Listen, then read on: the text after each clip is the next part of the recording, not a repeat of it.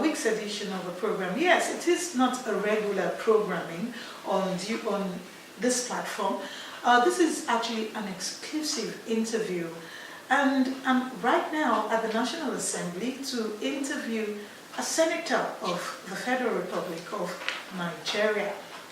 Yeah, are you trying to guess who that can be? He is a prince from Ota in Ogun State. But aside from that, he is the vice chairman, Senate Committee on Public Accounts. The family man, and he is blessed with 4 biological children and other adopted children, because I know he's a lover of youth, so he's got many children that are not even biologically related to him. Representing Ogun West in the Senate. On the red chambers, you know, that is a powerhouse. Please join me welcome my guests on this exclusive interview. Senator Dr. Prince Gbolahan Dada, Vice Chairman, Senate Committee on Public Accounts. He is also a member, Senate Committee on Agriculture. He is Senator Dr. Prince Gbolahan Dada, Vice Chairman, Senate Committee on Public Accounts. Talking about 2018. This year, for me, is a very special year and full of activities, especially as regards preparation for the 2019 general elections. I'd like to ask you first, what are your expectations about 2019 general elections? Well, thank you very much. Well, the politics are already in the air now. The 2018-2019 will be a special year in the history of this country. It could be a turning point for our political landscape. Already now, the air policy is always already in the air. The whole air is full of that. And also in relation to the Christmas period that's coming on. It's a special year. It's a desperate year. It's going to be a desperate year for us. If you get it right, it could be a year of our glory. Nigeria, over a couple of years now, have a successful transfer of power from one party to the other, sometimes from opposition party to the other. That's a hallmark of leadership of good politics, a maturity of our politics. But I think 2019 will be any difference. There can be some challenges, definitely. It's going to be tough. But if you do it right, if you follow the rules and believe in the rule of law, I feel we can deliver the service.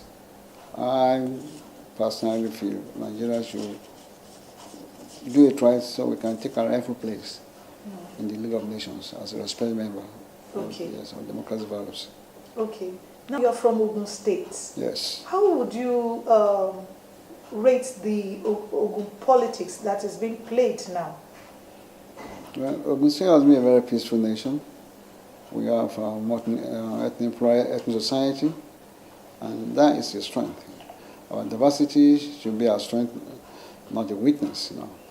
But in the past couple of weeks, this election issue we're having, I'd like to say here now that our Governor, Senator Gbolahan Dada, has not been fairly treated by the National Working Committee of APC.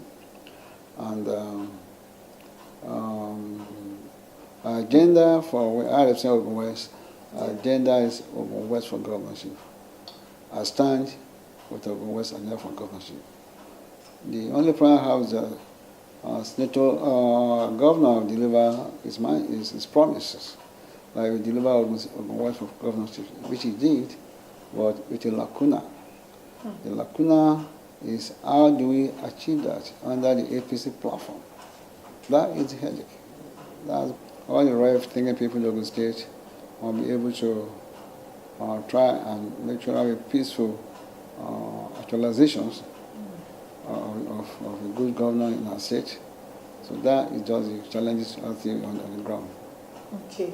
Yes. So has it been resolved, or we're just moving on? Every party involved is just moving on. We have a lot of controversy about these things because the position of the governor is completely different.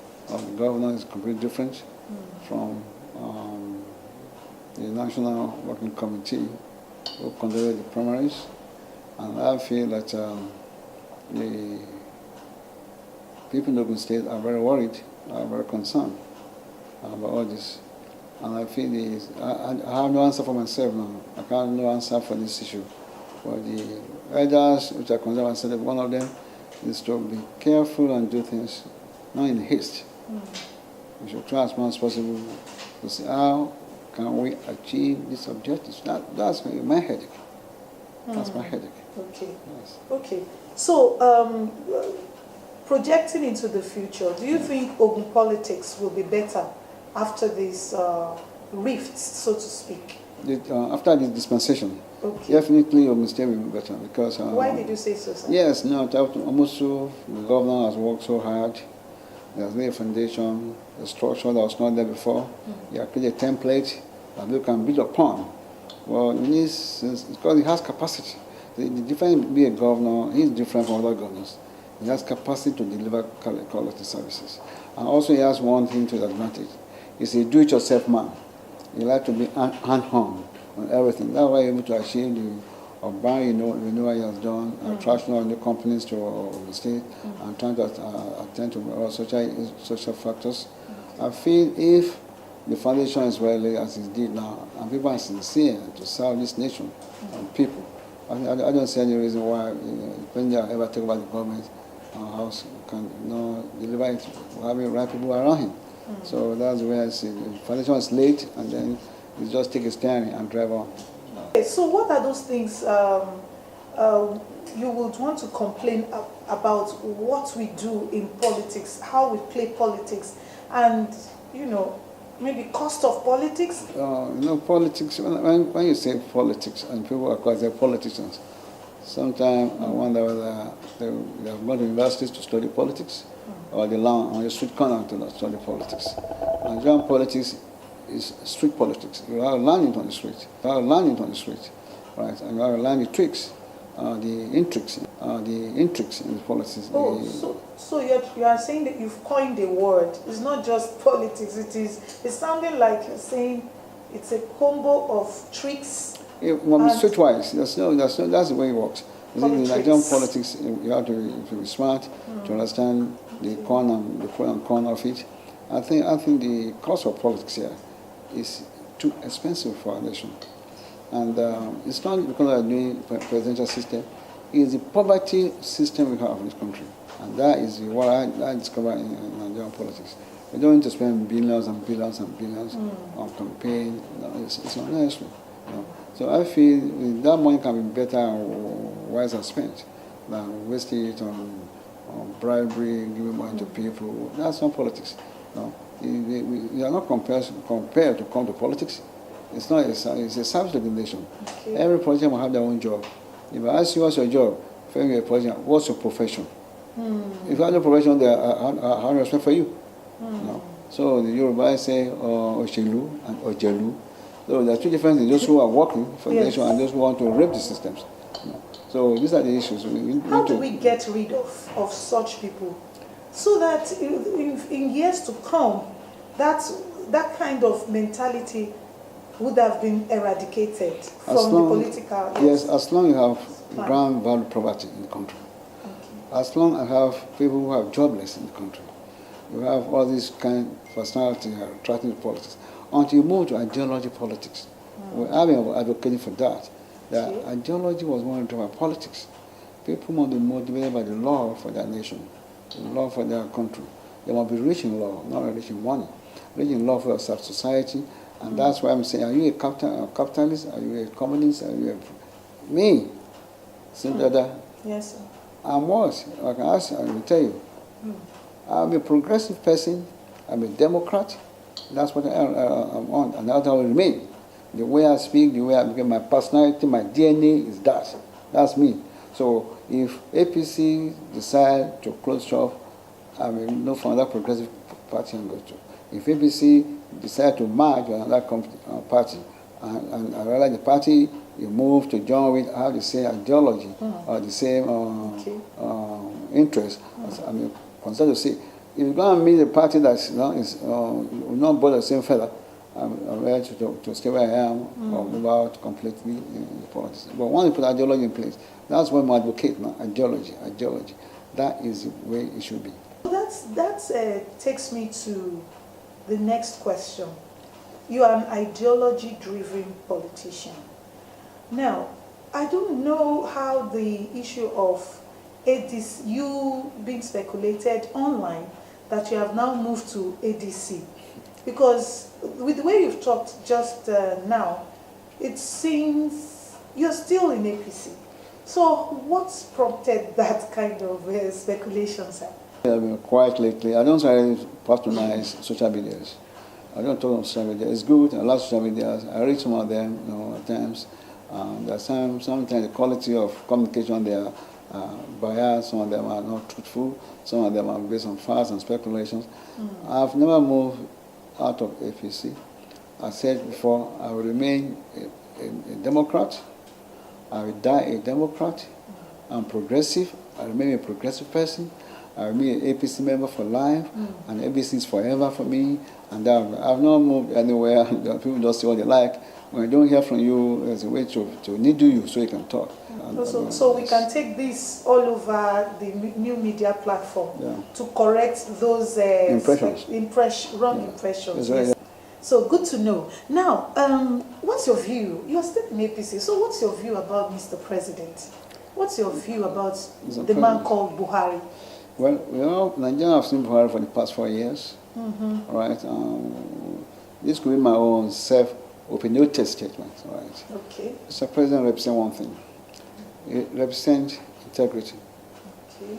He represents stability in the country.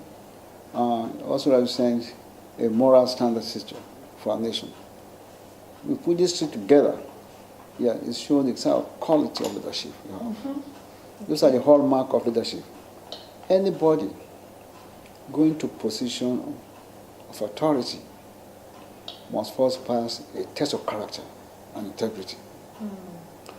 President has passed that. Now, when you are looking into politics, the playing of politics and activities, our president has been very, very incognito.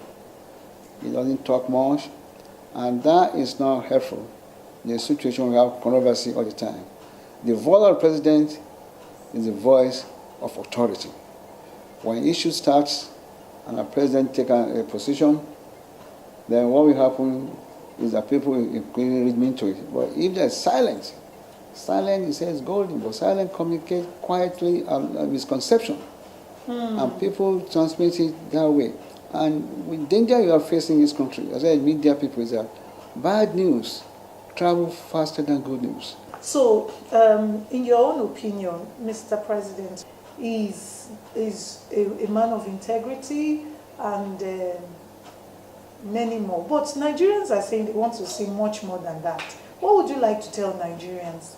About the president to see more of him? Yes, more of his works. Yes, I want to see him to occupy space. I want to see him come forward and occupy space. I want to see him more vocal. I want to see him talk more to the Nigerians on issues that concerns them, issues that are controversial. He has to be front player. He has to be the one in front and say the way it is. And these are the way people have to see your kind of character you are made of.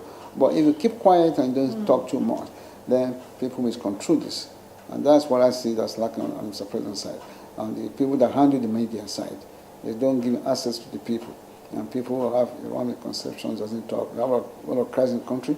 The country has lost 325,000 people. We're not at war. If you have 200,000 people dead, that's a lot of issues. We look, people have been killed by Boko Haram, people have been killed by the herdsmen, have been killed by assassins, and all the criminals around. That without a serious voice of condemnation, that is a problem, I see. He has to come out and speak. Like give people some comfort, and even the family of the bereaved also have comfort. And that I see that it's not really, the media people are not doing their good job. You think so, sir? I think the media people, yes, the media, I'm talking the media in the State House. Okay. I'm not talking the media in the public domain. I'm talking about the media house in the State House. That is danger to us. It's not an issue of fake news. No, they want to see the president in there move on, and talk on issues that are current, that affect our life in society. I know that there is this presidential media chat. Yes. That is regularly held, but we've not seen it as often as it should be. So is that what you are talking about? Is that what you are suggesting? Yes, I'm talking about penetration. I'm talking of, okay, sir. Of occupying space now. Okay. The domain of the occupied by president, talking all the issues that are germane, are current, are painful to the people. It must be on the same level with the people. And these are the way I see you can feel the impulse, the pulse of the Mr. President on the issues. Look at, for instance, see the killing that's going on low government. That cannot happen in a society that have rule of law or society that's well governed. No, you don't have to condemn this in totality, vocably as possible.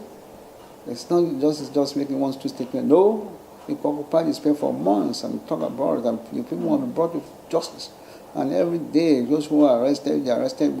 You let the society know these people have been arrested. Having said that, I think I'm convinced that we have a good man. Nigeria today, the only thing that's going for Nigeria internationally is the integrity of the president. But how do you translate that into effective political movement? How can you try the effectiveness of that as a Nigerian concept of image of new Nigerian for us? We must create new Nigeria. They must even create a ministry, a special ministry, marketing ministry to market the Nigerian image. Not giving of information. No, deliberate policy. You create to market Nigerians because the image is so bad outside. In Europe, in America, in Asia, there was a plane that went to Asia. They didn't let all Nigerians in that plane. They were not allowed to come down. They sent them back to where they come from. These are the challenges. These are the issues. I feel that we're not the only people in the world. Why come we become lawless? We're not like in the 60s. But today, because of the, I don't know, whether rule of law or drive for money, I don't know. It's not poverty. We're not the poorest nation in the world. Today, maybe we are now, but before, but the culture of no consequence for actions. Once there's no consequence for action, people continue to repeat the same thing all the time, and lawlessness take over the land. Yeah, that takes me to, you said no consequence for wrong actions, yes, or of, what's it called, crime and all of that. Look at the case of the little girl that was raped, or China, and there is an hashtag, right, dedicated for justice for her. Now, we're told that the criminals that raped the young girl, they had been released long ago, until people now started fighting for her again. Till now, one of them is on the run. So, is that what you're trying to say? Like, when somebody does what is wrong in society, then the person has to face the wrath of the law. Is that, please, can you expatiate on what you just said, sir? Society is not governed by law. It's just 1 inch above animal kingdom. And our society have law, but you don't enforce the law. We must let the force of justice bear on those people who rape our systems as a deterrent to others. When pedophiles rape or abuse small children, that is a disease that has to be controlled. It has nothing to do with the president, right?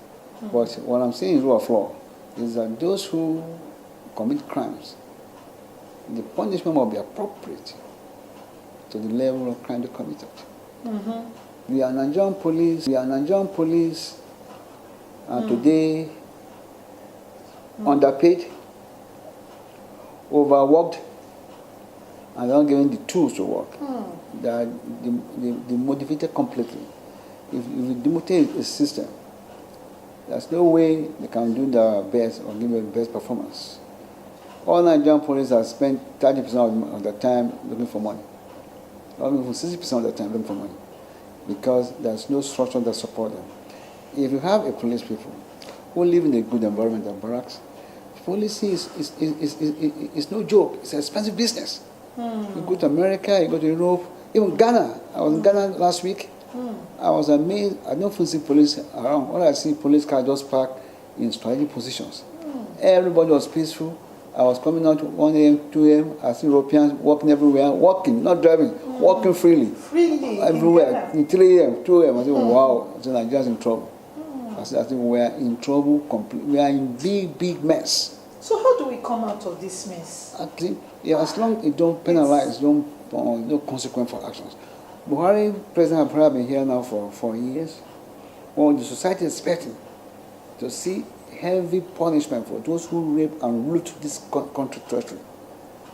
Over here, you have lists of those who have stolen the wealth of the nation, those who have raped the nations, but you have not seen corresponding or appropriate punishment, deterrent, consequence that go with it. And you can't blame the president as such. You see our judiciary systems, see our police systems, see the environment system that make it possible to bring people to justice. So these are the issues. Not that you don't arrest people and jail them for not to detain them, no. It's to make them realize there should be consequences. Other people say, wow, that's actually. As long as you don't do that, people will say, well, we can do it and get away with it. And they will do it and then become a pattern. Just like the people committing of crimes, and they won't just, they will be on the run. Nobody will even want to succeed at arresting them. Who want to arrest them? The police. Complained severally that the masses, that they wonder why politicians don't like vacating office. What is your take on that? Well, I can't say politicians. Why Nigerian politicians don't like to vacate offices? Well, there are so many factors in that. There's a culture of impunity in this country, culture of lawlessness. That's one major factor I see. And when you're doing the right thing, people don't give recognition in this country. When you're doing the wrong thing, the whole nation starts praising you. They praise who, they say, if good people keep quiet, evil men will prevail. That's what's happening on these issues. I feel Nigerians must learn how to leave office. They must prepare that when any organization you go into, there will be time for you to leave. You just have to leave. It's a system that goes on. And it's not question whether you are leaving when the ovation is highest.